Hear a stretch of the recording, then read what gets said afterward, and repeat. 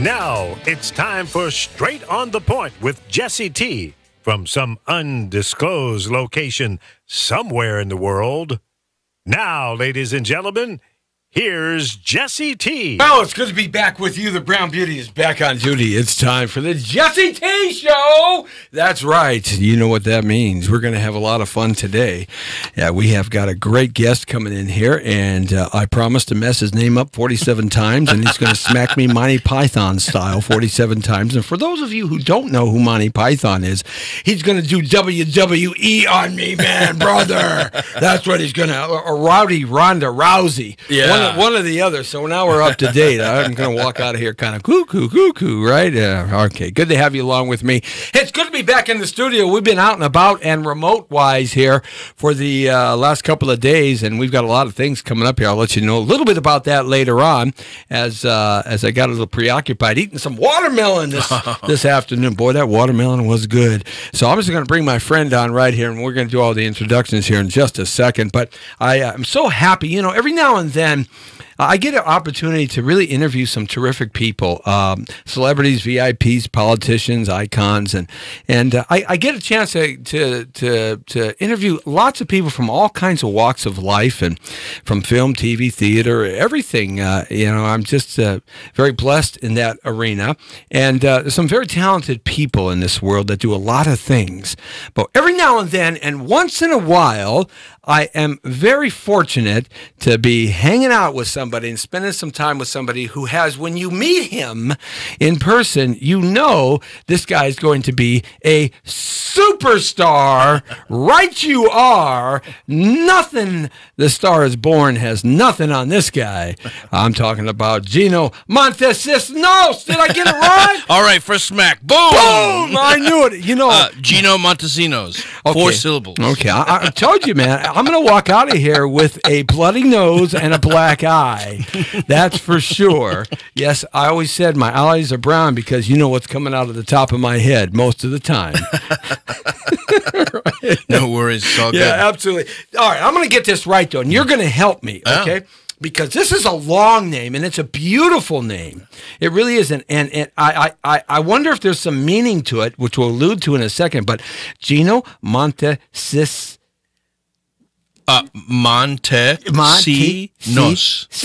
Montesinos, like that's C perfect. Nose. C nose. Good. C nose. Yeah. Like C spot run. That's right. C nose. I got it. I'll never blow it again, I promise to you. Lee, do you think I'll blow it again? What are the odds on this? 100%. I'm going to try it right now to see if I blow it. Montesinos. No. The best way to introduce somebody is totally blow their name because you just pound it into the audience, man.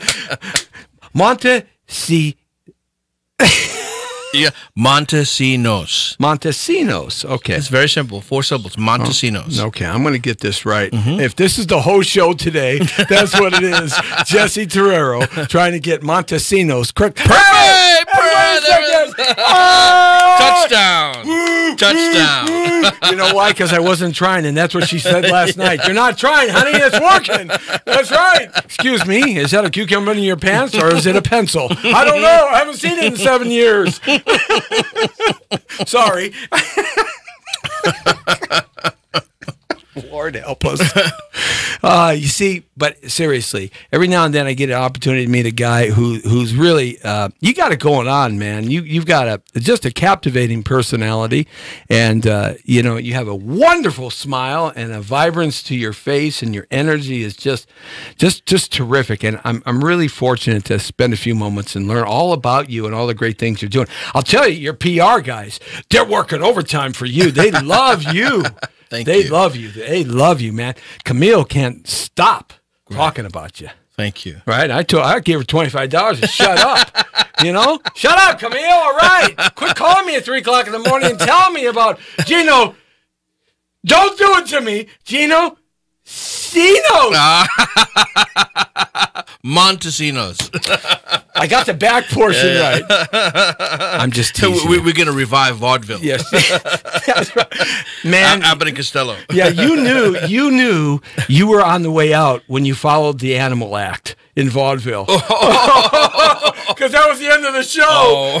Or you never wanted to follow the little babies. The little kid shows in vaudeville, you never wanted to follow them because how can you top little kids in an Animal Act? Right. Can't do it. Man. I wonder if that's where the Little Rascals began, huh? Well, you know, they probably did because back in that day, vaudeville was still kind of at its waning days because of film and it was coming in. But there were some great vaudevillian theaters here in Los Angeles. Wow. In fact, there was one in the San Fernando Valley, it's the El Portel. That was originally a vaudeville theater in Los Angeles, as many others were. Is that the one in North Hollywood? Yeah, right on Lankershim Boulevard. Cool. That was originally a vaudeville theater, and they had, I don't know if they still have it, but they used to have a full basement down underneath the theater because it was about a 1,500 seater. Wow! At one time. Now, it's, of course, it's all broken up into I think 3 theaters now, 4 theaters. But anyhow, Gino, we have got a lot to talk about, and I want to say hi to everybody on Facebook.com/Jesse Terrero.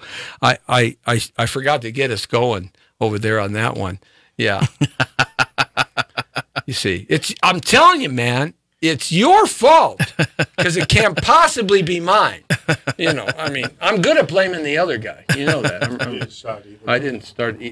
You started them all, but I didn't. I did my job. I know you always do your job.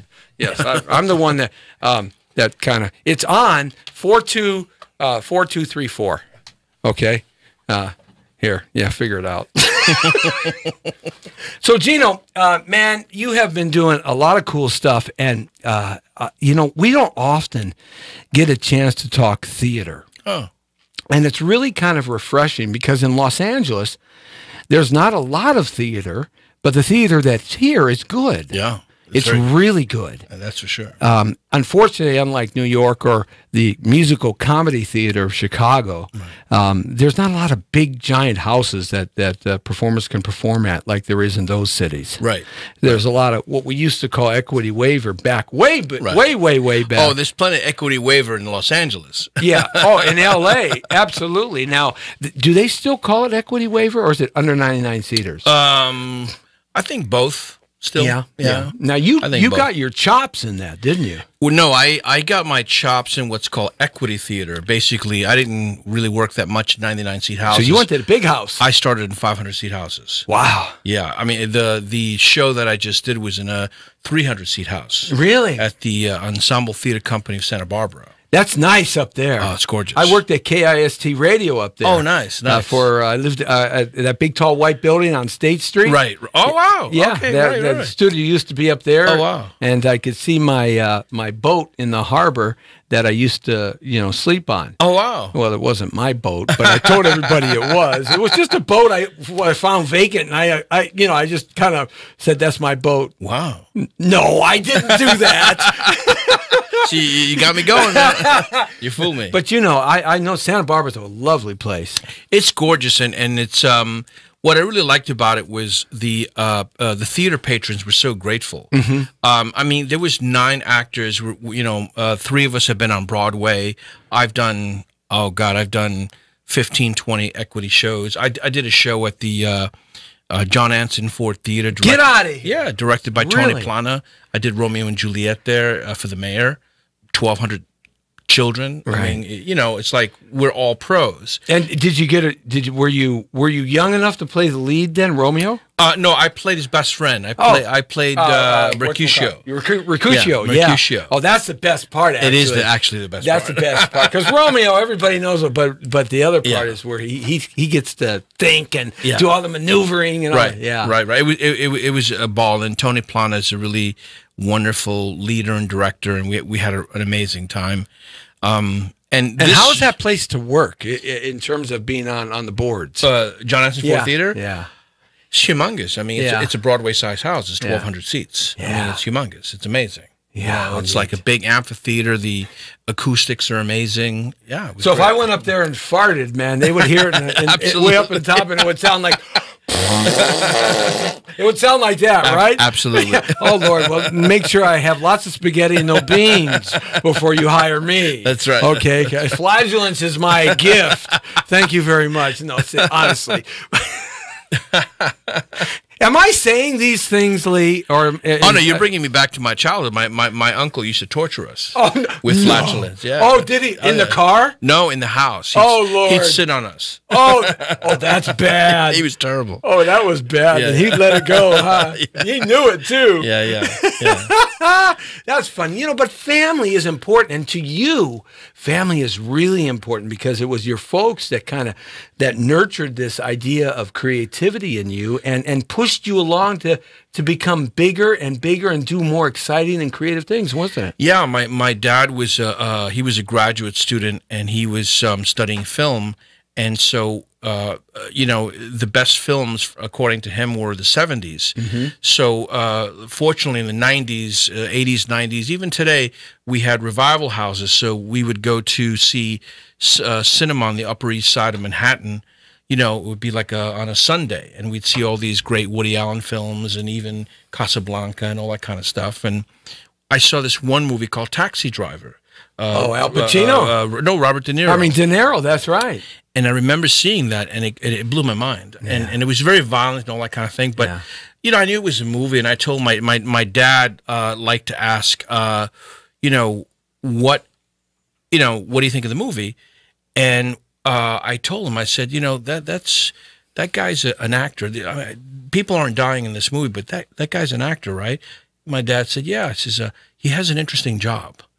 I want to do that job. Isn't that interesting? And that was it, And the reason why I wanted to do that job was because I felt that De Niro, his emotional expressiveness was so rich, and it was something that I wasn't used to. Yeah, the world wasn't used to him at the time either. That was, of course, after Godfather, right. And Pacino did Serpico after Godfather too. So they both kind of went that path, and they got a lot of work after that, after Godfather. But De Niro and Pacino both, they brought a quality that had not been seen in film ever before. I mean, there was Brando, and there was Olivier, and there was all these great Spencer Tracy and Bogey and all these great actors.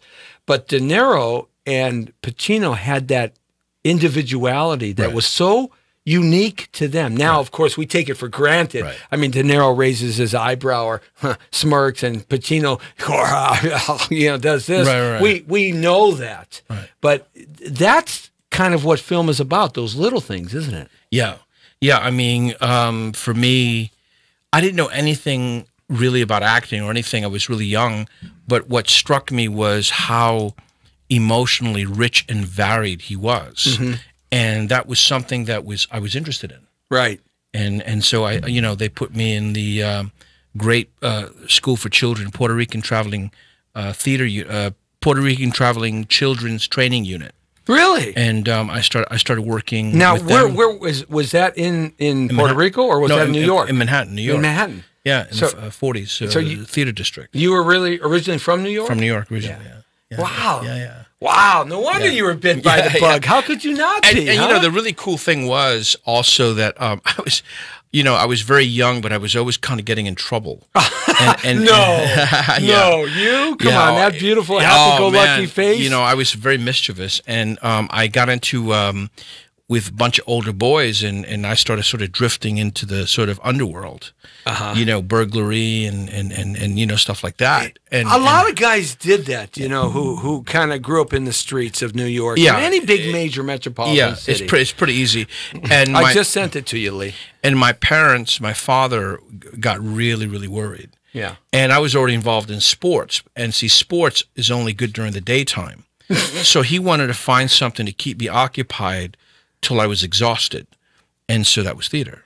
Yeah. So theater was like 5-6 hours a day. Yeah. And so by the time you get back on the subway back home, it's 9 p.m. You can't get in trouble. There's nothing to do but go home. Right. And so that was just really smart. My father was a teacher, and my mother was also a teacher. Actually, they were just really smart at raising kids. They were really, really smart. They had that innate quality of parenthood. Yeah.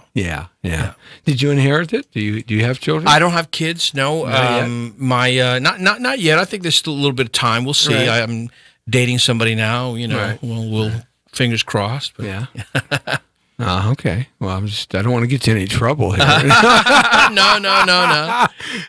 You know, I mean, I can appreciate that. Children today, I think having kids today is a different kind of responsibility.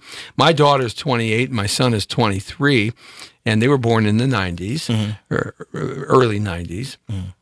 But boy, the world has changed in their 20 plus years of life. Yeah. And I just don't know if I just, maybe every generation of parents says this about their timeline and their kids' timeline.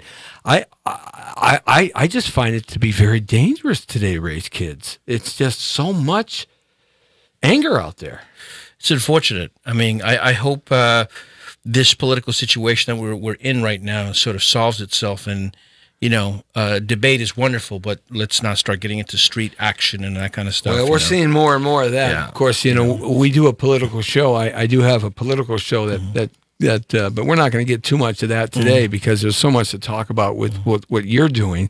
You are, though, politically inclined to things that are important to you. Like you have this video, this music video that talks about this terrible opiate problem that we're having here in America, heroin and opium and all the things that come from that, and even the legitimate legalized drugs that carry that chemical base. So tell me a little bit about that. Well, the really scary thing is the legal opioids. Yeah, in the medicine cabinet. Yeah, in the medicine cabinet. Opioid means derived from opium, right? Or having that kind of, you know, soporific effect. Soporific from means, the poppy. There you go, from the poppy. Yeah. And what's really scary is that as a shortcut to relieve pain, these were being given out like, you know, M&Ms. Yeah. And people got hooked.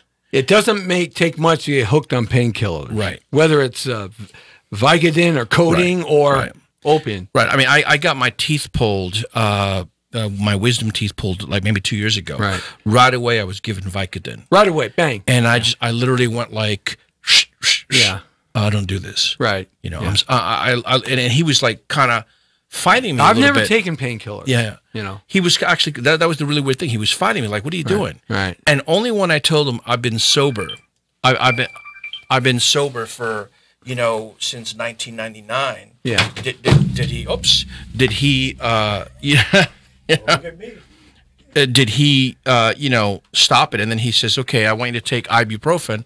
And then I told him I didn't take anything. Right. And he says, weren't you in pain? I said, of course I was in pain. Suck it up, right? But, yeah. It's just, so what? You know, that's what it's all about. You know, and anyway, so like... no, I can appreciate that because it's easy to give in to those types of vices, especially painkillers when you're in severe pain, but it doesn't do your inside well. It toxifies everything. No, it's a mask. Yeah. I mean, if you know, if you want to deal with something in your body, you want to go and solve what it is that's going on. You want to know what's going on. Remember in football, because you played sports. Did you play ball? I played football. Yeah, I did too. And remember, I don't know how old you are. You don't have to say, but I'm 58, so I give my timeline. But I remember coming up in the 80s, the late 70s and 80s. I was in college in the turn of that decade. And guys used to get shots, cortisone shots in their knees and their shoulders and their hands and all the time. I mean, before the game, at halftime, the doctor would just come in, boom, and no one thought about it. And you know, those guys are basically a mess now. Right. I never took them. I just said, no, I don't want. I'd rather have my hand in ice at the end. At the end. Yeah, I mean, we had a very strong. My dad was anti-drugs. He was kind of like a sort of 70s me generation type person, right? And he was like about health food and all that kind of stuff. So we didn't really get into that. But to get back to the opioid crisis, did you have something happen to you in your life, or a good friend or buddy that kind of stimulated you and you said, "Man, I got to do something about this"? Yes, when I was growing up, my first love died because she took, I think, tranquilizers, and not even overdosing, but maybe one or two, and she fell asleep with her face on the pillow. She suffocated. She suffocated. Wow. And I wept, and you know, ever since then it was like because she was her body was so relaxed. Yeah. Because that's what a tranquilizer does. yeah. Put you in a tranquil Yeah. a position that she didn't, her unconscious mind didn't Yeah. realize that you need to turn over. Because Right. if she wasn't on, she would have turned over naturally. And then, you know, the great, I think it was John Bonham, the Yes. great, The Led Zeppelin, Led man, Zeppelin. the greatest drummer of all time, man. You I know, love John Bonham. face down in his own vomit. Look at Jimi Hendrix died with his own vomit as well. Yeah. So, you know, I mean, that's always been in the back of my mind. And what happened was Soy Fabulous is a Latino rock and roll artist from Miami, and we were friends. And apparently she was in LA, and she just kind of called me up and like, hey, I'm having trouble with my producer and this and that. And she told me what's going on. I'm like, my goodness, you're the boss. You're the artist. You're paying him. He has no right to, you know, yell at you, whatever. So I gave her some suggestions, and I said, oh, by the way, you know, this is what I think I would do with your thing. Right on. And then she goes, oh, I like your suggestion the best. So she, you know, wound up replacing me with, you know, replacing them with me. Right. And had you done any kind of record producing at that time? No. Or engineering? Nothing. Or nothing. I knew that I could tell a story because I'm a theater director. Right. You're a storyteller. I'm a storyteller. Yeah. I'm an actor, and I'm a theater director. And so I said to her, well, I've never directed a music video, but this was my concept. This is my idea. And then what we did was I decided to make the video, the song, into the hallucination of a junkie on her deathbed. I saw that. Yeah. Yeah. And It that's definitely the whole has an video. impactful story to it. Thank you. Yeah. It really does. And then just, you know, as an artist, I believe in research. I'm very big on research. I'm a big fan of Meryl Streep and, you know, Lawrence. You Olivier. set your characters up. You really jump into their life before the scene. Yeah. And fill that whole void up of life for them before you get started. Exactly. Like Yeah. I just auditioned for, I'm not allowed to say it, a very, very big TV show, an 8-episode guest star kind of thing, playing a... Well, that's nothing new for you, man. No. I mean, you've done tons of TV. Yeah. I mean, this guy's done everything. Everything. I mean, he started like I did on with Days of Our Lives and Young and Restless. Yeah. I mean, of course, Young and Restless was New York, but Days of Our Lives was out here. They're both the same start places. That's right. For actors. But That's right. But you've done all kinds of film, and we'll get into that in TV, but continue on with I basically, you know, was looking at I mean, I had 3 days to prepare, and I'm looking at documentaries on hitmen. And that's the kind of cool thing about the internet now, though, isn't it? Yeah. Remember in yesteryear? Yeah, I mean, you had to like, I don't know anything about this. What do I do? Where do I go? Who do I talk to? Right? You know? I mean, the internet we've only had for, I would say, 15 years. A workable one? A real workable? I think in the where 90s, you could just go like that? it was just numbers or something. Man, 96 was when, you know, you still had those 360 PC computers, right? Right. Or those, and they were blazingly fast. Right. But the internet was just not there. The military had the internet since the 50s. No kidding. Yeah, going back to actually after World War II, it was the way that they created communication in case we got zapped by Russia with the nuclear holocaust. Wow. They laid that down. That's why there's only six hubs in all the United States of America, and they're all very secret. Wow. Because the military laid that down. Wow. But yeah, look at the military has been watching the internet ever since it began, and all of us are on it. So don't you think it hasn't? And all this stuff we're hearing about Google and Facebook, man, that's all passé. They've been doing that for 50, 60 years, 70 years already. Wow. But nevertheless, it became workable in about the last 10 or 15 years. Correct. Really, where you could just go, bing, right. Yeah. Well, when did YouTube come out? 2003 or 2006? 2004. So, okay. Yeah. So right about then did it become like a really... Anyway, so I believe in research. So while I was doing research for Fallen Angel, I was struck about the opioid crisis. And one statistic that really blew my mind was that in 2016, more people died from opioid abuse, fentanyl, heroin, and Vicodin, or all these other things. Yeah, they're all a derivative of that. Yeah, than in 16 years of combat soldiers fighting in the Vietnam War. Oh, my goodness gracious. You know something from CBS News. That's amazing. That's amazing. Yeah. That's crazy. Yeah. You know, the in World War II, morphine was a painkiller. Morphine, and it created a bunch of morphine addicts after the war. There you go. And the reason why heroin was created to get the morphine addicts off of being a morphine addict, and they became heroin addicts. And so that's why they created heroin. Then they realized that heroin was more corrosive than morphine and easier to make. And in that respect. And one last thing, because I want to get to this video. This is kind of a cool video. We can play it, right? Oh, I love it. I'd love for you to play it. All right, absolutely. $25. That's right. No, I'm telling you, he's going to smack me before this show is over with. I want to get smacked by a guy from New York because he knows how to take care of himself. I just know how to run real fast up the beach, right? But seriously, we went into Afghanistan, and when we went into Afghanistan, the Taliban, which became ISIS, the Taliban had burned all of the poppy fields in Afghanistan, and Afghanistan was the hub of poppy fields for the ancient antiquity Chinese opium market. Right. China used to trade with the country of Afghanistan going back 1,000 years when they weren't Afghanistan, okay? And because in that part of the world, that's what one of the major crops were for antiquity was the poppy for Afghanistan, the country today. And so the Taliban went and burned all those farms, burned all those valleys out because they were, Muslim and they didn't want any drugs and all the other things that they did that weren't so good. They burned all that stuff out, and so they destroyed their economy.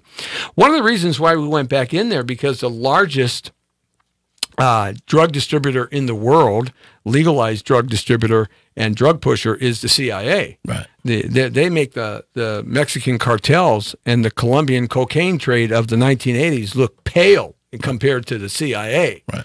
And so they went into Afghanistan. The army went into Afghanistan. We did our thing in Afghanistan.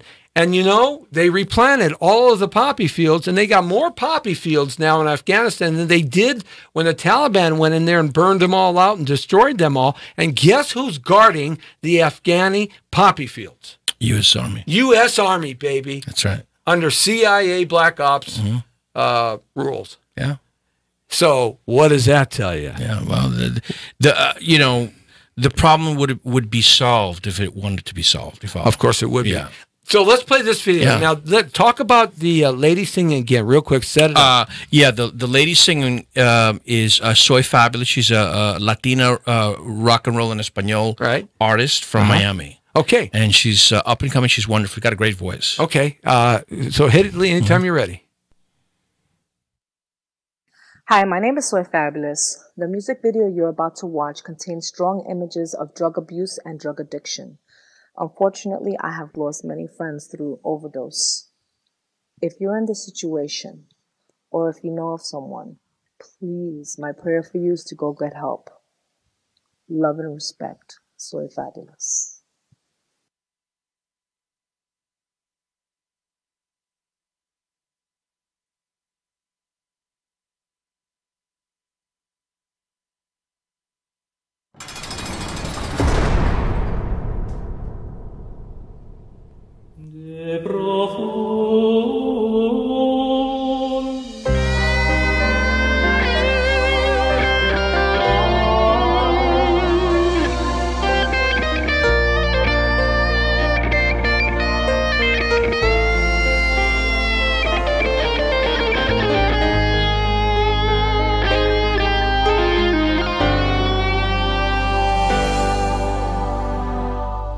She was lost in the wind.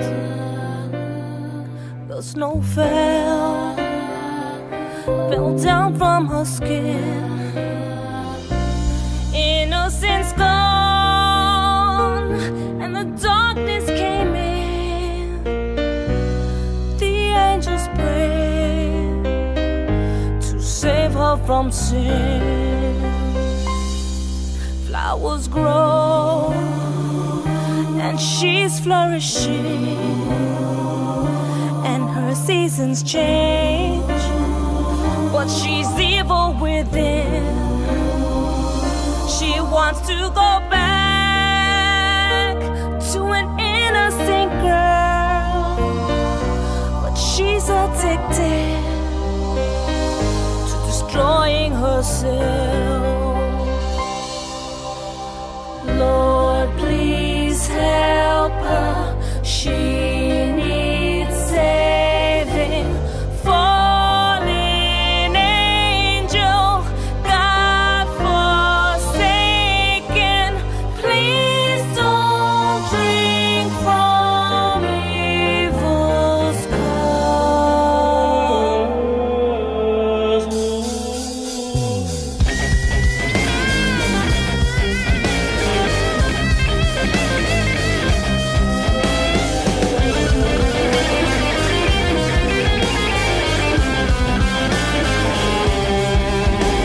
strip her from the venom of tainted false illusions that keep her staying right in her wrongs. There's a guardian angel that guides her to the light, but she can't see 'cause she's too far gone. She's fighting with the forces of death. Fighting. There's no turning back from all of this. No turning back. She keeps hoping. She is only for pain and for death. Strip her from the venom of tainted false illusions that keep her staying right in her wrongs. There's a guardian angel that guides her to the light, but she can't see 'cause she's too far gone. She's fighting with the forces of death. She's fighting. There's no turning back from all of this. There's no turning back. She keeps hoping. She is only for pain and for death. She's fighting.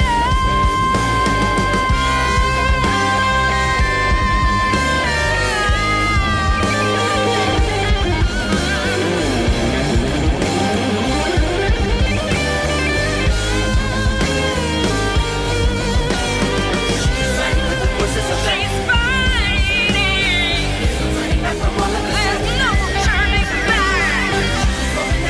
She keeps hoping. She's only for pain and for death.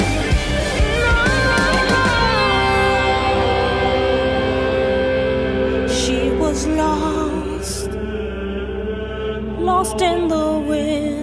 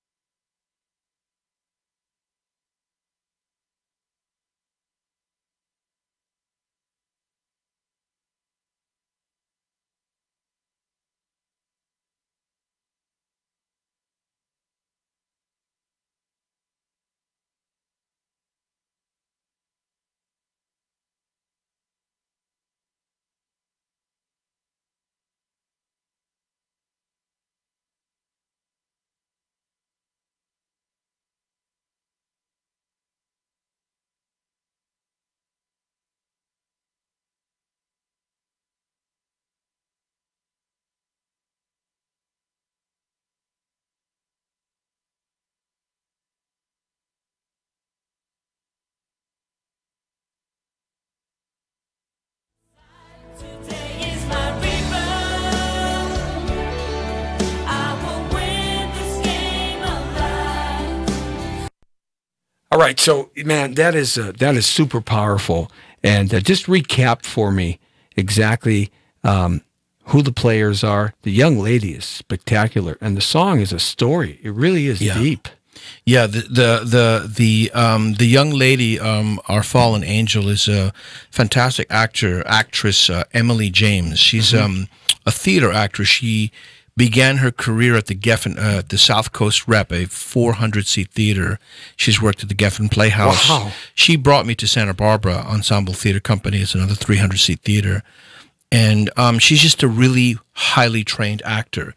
And when the story originally was going to be more about the dancer, but when I saw the work that Emily did, I changed it in the editing room and made it about her. Right. You know, you want to edit towards your strongest person. And Soy Fabulous is a wonderful Latina rock and roll artist out of Miami. She's got a big heck heart. of a voice. Yeah, great voice. She wrote this song because her best friend is probably hooked on heroin. Yeah. And is hooked on all kinds of opioids, etc. And we're all praying for her. And you know, it's a very, very tragic Heroin is thing. a tough drug to notice in people too, because when they start out on it, you can't tell, and it has to get really to the bad part of heroin itself. But people live for years doing heroin, years and decades, because if they get their fix a couple times a day, then they're okay. That's right. And you know, so people think it's okay that they do that. Yeah. It's a twisted kind of way of looking at it. Yeah, you know, and as a sober person, I've been sober 19 years, knock on wood. You know, it's not a cliche gateway drugs. This girl, apparently, according to Soy, started classically a joint, you know, a drink. Right. And before you know it, she's on heroin. And we think she's on heroin, but she won't talk about it. Right. Or she'll say, "Oh, I just snort it or smoke it or whatever," and I'm like, "That's bad enough." Right. Yeah. But you know, and she's just getting progressively worse. So that song was written by her. She's the fallen angel. I saw a picture of her, and I almost started crying because such an innocent, pure person. You can see it now. Yeah. You know, and that's why we hired the little 2-year-old is Mia, is the daughter of Soy, and she kind of looks like Emily. A little bit, you know, and so that's why I structured that story. I conceived the story to be that way. And then in further research, I found that there's something called a deathbed hallucination. Your eyes flashing before your eyes is a real phenomenon. And it's not linear. It's just different images. Really? And so that to me was the sort of, you know, through line that I found the story, and then I tell the story, that particular datum, particular fact. Nice, man. Nice, real nice. Yeah. Now, is this out anywhere? Are you? We have it on YouTube, and you know, I understand. Doing well? Yeah, you know, it's got about 21,000 views. That's very good. Yeah. Especially, this is like a short film. Yeah. Because, you know, today the internet watcher and the people like to be entertained from videos and stuff, their attention span is like 33 seconds. Yeah. You know, boom, gone. But so to keep 21,000 people for 7 minutes plus, that's a short film. Thank you. No, we have about 80 commentaries, about 100 likes, and you know, we have a handful of dislikes. And I tell Soy, "Oh, don't worry about that. That's just somebody who just can't handle beauty, can't handle truth. You just don't worry about those. You ignore those. You know." You know something? There's no bad publicity. People are talking. And that's what you want to get. People talking, because then they'll come back, and they'll tell somebody, and that somebody might like it, because everybody's opinion and taste is different. Here's a couple of statistics that were at the end of the film and the music video that I'm going to bring up here, and you might want to come on. What are we doing to me here? Technology. There we go. I just have to remember my codes. Lee, how come I don't remember my codes? There we go. 64,070 people died from drug overdoses in 2016, 3/4 from opioids, including prescription painkillers, heroin, and fentanyl. 64,000. That's more people that died, like you said, in the Vietnam War. Correct. And can I just tell you what fentanyl is? Yes. Fentanyl is a man-made heroin substitute that is 50 times more powerful than heroin. That's the one we're starting to hear about, aren't we? Yeah. Why we would make a drug 50 times more powerful than heroin is beyond me. To destroy the American youth and control them? I think sounds pretty right to me. You know? Look, I'm a Trumpster, and I'm an independent conservative. But I got to tell you something. I'm one of these hate the one world order, new world order, global elitists doing things. I just see the writing on the wall, and why? Because they want to. Because somebody is creating it for control. Look at here in South Central Los Angeles. I was working at K-Day on the air here for almost 10 years, doing radio, hip hop in 83 to 91. And the Crips and the Bloods were always there. They go back to the 1970s, but they weren't doing the drugs, the coke and the crack. And in Harlem and Brooklyn, the CIA introduced all of that stuff into Harlem and Brooklyn and Queens because they wanted to destroy the families. And they did a darn good job, and they did it right here in Los Angeles, too. I auditioned for a really great TV show called Snowfall. John Singleton. Right. And talks about that. Literally, there's a character who's a CIA officer. It was his idea to, and it's apparently a true story. It is a true story. It's extraordinary. We used to see it down here when we at K-Day, because we happened to be at the time when all that stuff was going on and the drive-by shootings and all that stuff. But the underlying issue was they were making their money selling coke and crack. Crack, really, because coke was for the Beverly Hills crowd. Right. But crack was for everybody else, and it was easy to make, and most of it had hardly little coke in it anyway. It was all chemicals, and that's why they destroyed people so much. But it was CIA funded. Everybody knows that. Everybody here in Los Angeles. So, yeah, man, it's because they want to. Don't get me on my gravy train here. I start going that way. No, that's good. You're thinking the film is affecting you. It's the best thing. There's another thing that I wanted to read here, if I can get to it. Yeah, we talked about that. We talked about the Vietnam War. 58,000 people died. Well, I just want to make clear on that statistic. In 1 year, 2016, more people died than in 16 years of combat deaths during the Vietnam War, which is known to be one of the bloodiest wars of all time. Yeah, I'm glad you made that. In World War II, a combat soldier would see combat maybe once a week. Right. On a tour in the Vietnam War, it was daily. Oh, yeah. Daily. They didn't get away from it. Yeah. And they were over there for 24 hours a day. Yeah. For a year. Yeah. And so that more people are dying today than in the Vietnam. It's just a mind. In 1 year. In 1 year. Is a mind-blowing stat. Something else here. The Holocaust statistic is also outnumbered.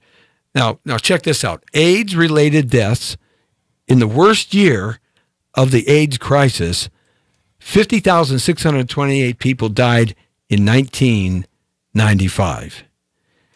The peak year for homicides in the U.S. Now, we all know what's happening in Chicago right now. Lots of homicides for not just 1 year, but many years. Yeah. The peak year for homicides in the U.S., 24,703 people were murdered in 1991. Okay? Suicides, which is a terrible epidemic in this country with young people today. Suicides has been high on the agenda of the news and the media and people trying to help youth from killing themselves. Right. Suicides, which have all the suicide hotlines and all the psychologists and the doctors and the schools and the churches helping them. Yeah. Okay? Suicides, which have been rising in the U.S. for nearly 30 years, totaled 44,193 in 2015. Now, wait a second here. We've got 50,000 from AIDS. We have 24,000 from homicides. We have 44,000 from suicides. But yet, in 1 year, what's the number? 64,000. And don't forget 58,000 killed in 16 years in combat in the Vietnam War. Wow. In 2016, we had 64,000 deaths, opioid causes. Wow. Yeah, it's What's really, it going to take, man, to solve this problem, in your opinion? In my opinion, education, I want to get this to the president. I think he just earmarked $6 billion for opioid. He's a big push on that now. Pam Bondi, the Attorney General of Florida, she's also interested in the subject. I just basically want to get it out. Let's see if we can help you politically in the state here, because I got a lot of connections in the state. As many people as possible. And with LA County, LA City, on that kind of stuff. Fantastic. Because, I've been fighting human trafficking for a long time, so I've got a lot of those numbers I can call. And, hey, look, we got this going on. We have to join forces on this, because I didn't realize it. I knew it was an epidemic. I mean, because it's being talked about. Yeah. And, of course, the president's doing something about it. And it's high on the agenda of health and all of that today, but I didn't realize it outnumbered the Vietnam War. I've been down to the Vietnam War Memorial, and I can't even walk down into the V. I start crying before I get 3 steps down. Right. See someone touch their name of their loved ones. It just kills me. Right. And this is 60,000 in 1 year. Right. My goodness. Right. I think, our wish, Soy Fabulous and myself, our wish is that it becomes a clarion call. A clarion call is a call to action. Yeah. And that it inspires. And I would love to see Lady Gaga, some superstars get on the bandwagon. I would love to see remember Michael Jackson, We Are the World. I would like to see a We Are the World type situation. It might just take something like that, because people don't realize the epidemic that you just explained today. They don't realize. No. They don't realize it's that big. I don't think so. They just don't. They don't get it. Yeah, a friend of mine was an ex-cocaine addict, and she described heroin as a really weird drug because it's private and secretive. Well, that's what we talked about already. You don't know. A gal can live with that for 10 years. Right. And it really is, man. Right. And what's happening today also. In the 60s and the 70s, my research told me that it was people in their 40s and 50s who were dying. Yeah. Now it's people in their early 20s. Yeah, it's getting younger. Which is we have a disenfranchised youth today. Yeah. Poor parenting, the breakup of the family home over the last 40 years, the destruction of whether or not you believe in America is right, wrong, or indifferent. But we had an ideology in this country and an understanding, whether you believe in God or Muslim or Allah or whatever, Judeo-Christian understandings. So much has changed in our society from when I was raised in a different world. I understand it was a different world, but so much of that is gone, and we have kids being taught by the internet. Right. Kids being taught by pornography on their smartphone while they're in geometry class in 9th grade. Yeah. I mean, come on. Yeah. That's what we got going on in violence and destruction. Lee and I were just talking about this before the show about music and what happened. 70s, 80s, 90s music was so fun, and everybody just wanted to have fun with their girlfriend, their boyfriend. They broke up. They wanted to find new love. They wanted to go to the nightclub. They wanted to get in the van and go down to the beach. All these songs in country, rock, R&B, pop, disco, all this music was fun, and it was positive, and people looked happy. And what happened to the darkness of music today? It's so dark.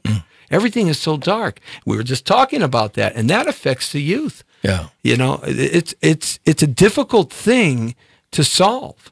Then you have the predators out there who just want the money, honey. Yeah. And they don't care. No, they don't care. And it's such it's a tragedy. And the thing that my parents were educators, and I think the most important thing is to get information. Yeah. I didn't know this a year ago. At all. I just got information, and my dad always instilled in us, use the dictionary a lot. You don't understand a word. The what? Look it What's up. that? Dictionary? And spell check. Yeah. And he basically said, if you ever have a question, go to the library. And the library. Library? Yeah. Wait. The library is now the internet. Is that where I can get some yogurts? Yeah. Yogurt berry? Yeah. I get. Is there a berry called lye? A lye berry? Lee, we got to go to the library. I want some fruit flavored libraries. Well, our new library is the internet. Yes, that's right. Yeah. Well, forget about opening a page and turning some paper. Paper? What's that? What's? Oh no, that's not paper around some cannabis. Thank you. All right. Yeah. No, you're right, man. Yeah, absolutely. I'm glad we, at least so far today, we've been able to give you a little bit of a pedestal to talk about this, and that's something that you stressed to me. You wanted to talk about. Very you see, much so. guys, this is what I told you about this man. You know, I said, and I meant that when I said it. When once I meet a lot of people, I talk to a lot of in all walks of life, regular folks and iconic people. And but once in a while, you come across folks that there's something uniquely special about them. Thank you. And you don't know what it is. It's just some energy that comes off. And well, in your picture on IMDb, you've got that. There was the patch and everything. It looks so freaking cool. Thank you. That is so cool. Whoever made that decision to put the patch on you and take an IMDb picture and post it up as your profile picture, that's the smartest thing that could ever been done, man. No wonder you got 71 credits or 73 credits. For God's sake. I'm actually I'm either at 92 or 102 of union jobs that I've gotten career-wide. Oh, man. I'm going to celebrate that because I think it's an important milestone. It's darn right it is. Yeah. I mean, you're a young guy. What are you, only 26? No, 41. Oh, okay. 41. I was just going to ask for $25 since you're again, you know. What was I going to say? I did start young because there's no... No, you were a kid. Right? Yeah, I was really, really young. So Yeah. So, had a you know, pretty I long mean, you've career. got a great career going on, and it's happening. I'm half done and I got more work to do. Another couple hundred there, huh? That's right.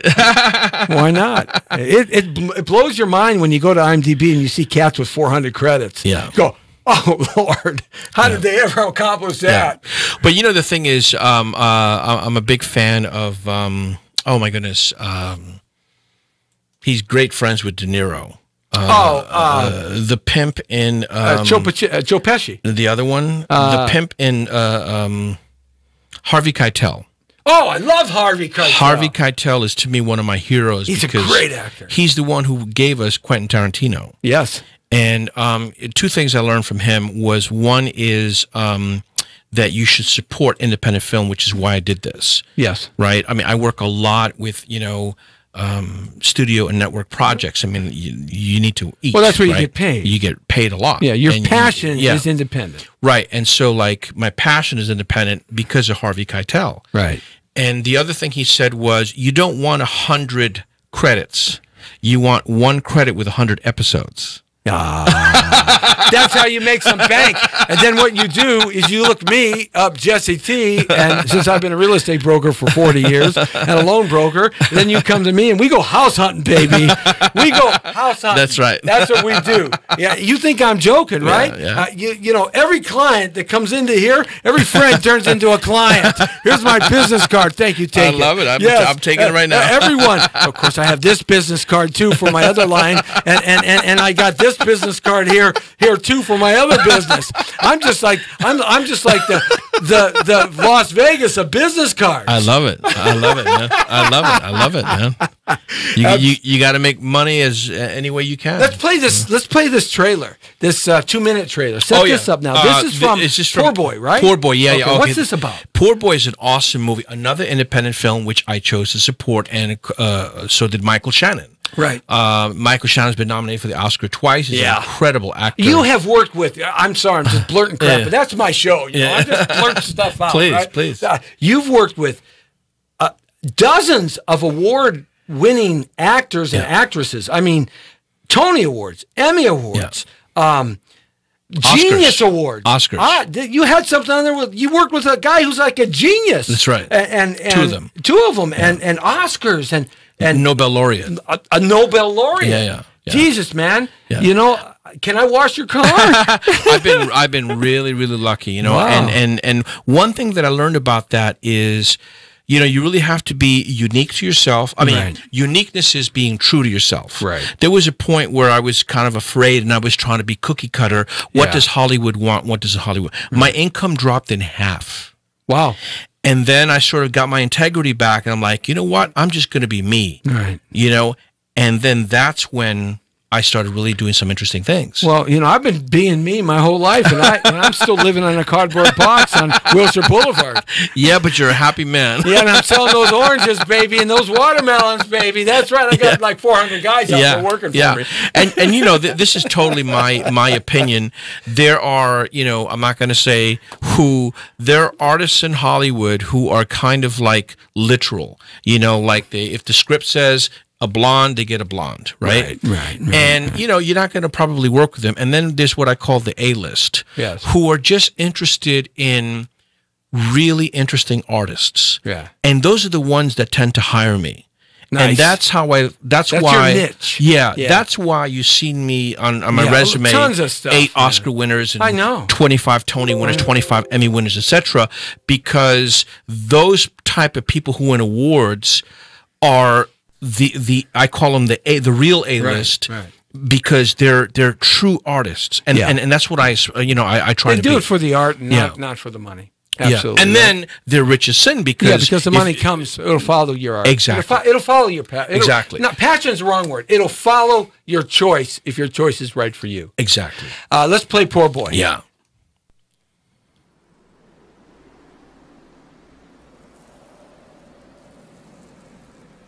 The world is strange. And there's pain all around. Most things you'll lose. It's just time working. That's Robert Ritchie. I'm tired of waiting, brother. Are you good? I'm good.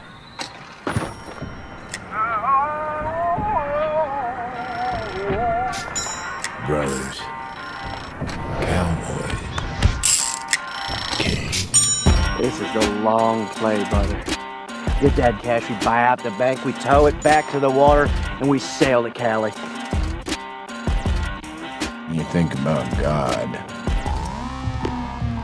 I just wonder whether it's good or not to bring someone else into the world, into all this.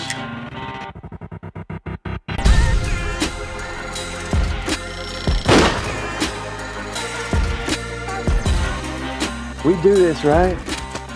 We all sail to California. Sunshine.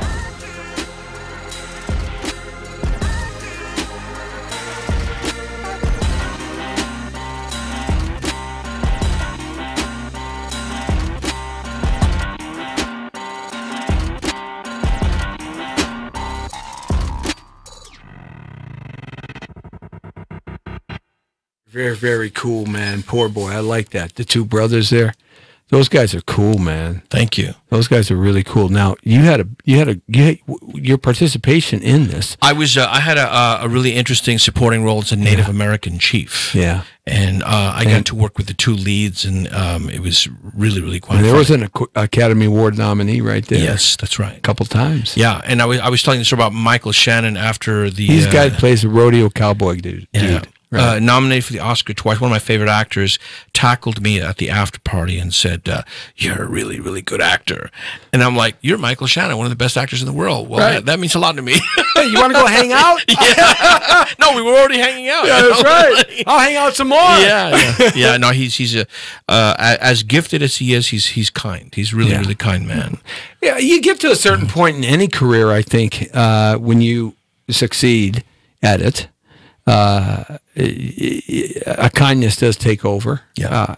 But there's that old cliche, be good to the people going up because you're going to be coming down. Yeah. At some point, and you're going to go back up. So Jack always Lemmon be good, advice. up and down. Yeah. Up and don't mess with people going up because you're going to come down and they're going to remember you. Yeah. You know what I mean? Yeah. Absolutely. Folks, the Poor Boy is out on video on demand. Okay. It's really a great. Where can we see it? Any place? Anywhere. iTunes, wherever you get video on demand. It's a great film, huh? Yeah. Cool, man. It's I terrific. like it. Yeah. It's terrific. Yeah. Now, so tell me some current stuff that's happening for you in the TV and film TV stuff. Another thing that's coming out in 2019, I don't know exactly when, is I did an episode with Rosario Dawson and Michael Cera. Oh, wow. Created by Jordan Peele, who won the Oscar last year. Yeah, my ninth Oscar collaborator. Yeah. And it's Can I go hang out with you? Sure. I'll be like your little puppy dog on the back pocket, Sure. like your girl. You know, sure, no problem. I even wear a blonde wig. Awesome. I'm partial to blondes. Oh, gee, Perfect. thanks. Of course, I had to pick the right one, didn't I? No, it comes out in 2019, and it's very, very funny, and it's a satire. It's a satire. It's making fun of today's society by putting it in the future. That's really easy to do. Yeah. To make fun of today's society. Yeah. So when does that come out? That comes out in 2019. I don't know exactly when. What else you got coming? I just wrapped the play, The Right. Ensemble Theater Company, which was also a satire. Yeah. Excuse me, that was a farce, Yeah. making fun of society. Yeah. And then I just auditioned for something, 8-episode guest star. I can't say more than that. You're working. Yeah, and hopefully that happens. And Yeah. I read very well. We'll see. You know? And then I just wrapped the theater. 6 weeks of intense work, and Nice. to be honest, I slept for 8 hours for the first time in a long time. And this week I'm probably just going to just chill out a little bit. And I'm glad to meet you. Yeah, well, absolutely, man. I mean, you got to come back. I mean, and talk some more. 'cause I'd love to. It's only an hour. That's right. I mean, with you and me, man, we could go like 9 hours. I'd love to. I'm sure we could. Yeah, I don't think I could get Lee to help me out for 9 hours, though. Or I have to pay him a lot of money. One or the other. Or give him a big kiss on his lips, baby. Don't forget the blonde wig. That's right. I know he likes redheads. Okay, well, redhead wig. All right, man. A fun time with, I'm going to get this name right. I'm going to try it again. I'm going to attempt it. I'm going to attempt this name. Drum roll, please. Gino, that's easy. Monte Sinos. Perfect. Yes! Perfect. Yes! Jesse. Yes! Jesse Boom! got Boom! Perfect. Yes! Perfect. Oh, I feel like there's my championship belt. Gino Montesinos, everybody. Perfect. Gino Montesinos. Yeah. Oh, I got it down right at the end of the show. Awesome. Be the first or the last because nobody remembers anything in between. Exactly. I never remembered the stomach. I remembered the last, and I remembered the first. Thank you very much. Oh God, I'm getting in trouble. I've just blown the whole thing. I know. Come back.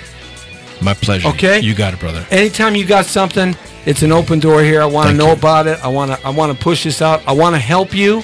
Let's get together and talk about your cause. Thank you. And I think there's some things we can do. Hey, look at tomorrow, Armin Ansante. Oh, the great actor Armin Ansante, awesome right here actor. on the Awesome. Jesse T Show. And it's His good to have you God is guys along. fantastic. Oh, great His actor, God is guys. fantastic. 5 o'clock right here. The Brown Beauty's off duty. See ya. Woo!